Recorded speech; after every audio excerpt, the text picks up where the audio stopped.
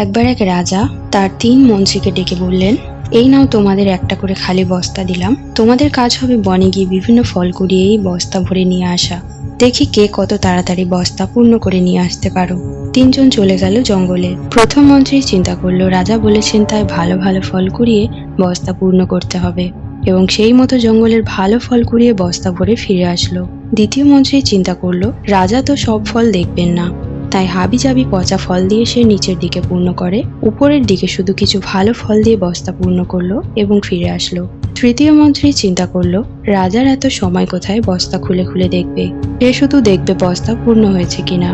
জঙ্গলে মরা পাতা, ঘাস, কাঠ দিয়ে বস্তা পূর্ণ করে নিয়ে এলো। 3 মন্ত্রী রাজার দরবারে হাজির হলো। রাজা সবার বস্তা পূর্ণ দেখে খুশি হলেন। তিনি বস্তাগুলো খুলে দেখলেন না ঠিকই, এবং এর কারণে তৃতীয় মন্ত্রী নিজের বুদ্ধির কথা চিন্তা করে নিজেকে বেশ বুদ্ধিমান মনে করতে লাগলো।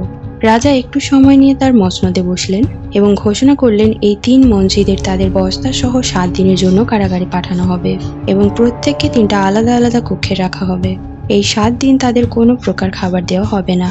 যেই কথা সেই কাজ, 3 জনকেই আলাদা কারাগারে পাঠানো হলো। প্রথম মন্ত্রী এই 7 দিন তার বস্তার ফলগুলো খেয়ে কাটিয়ে দিল। দ্বিতীয় মন্ত্রী তার যত ভালো ফল ছিল 2 দিন খেতে পারলো।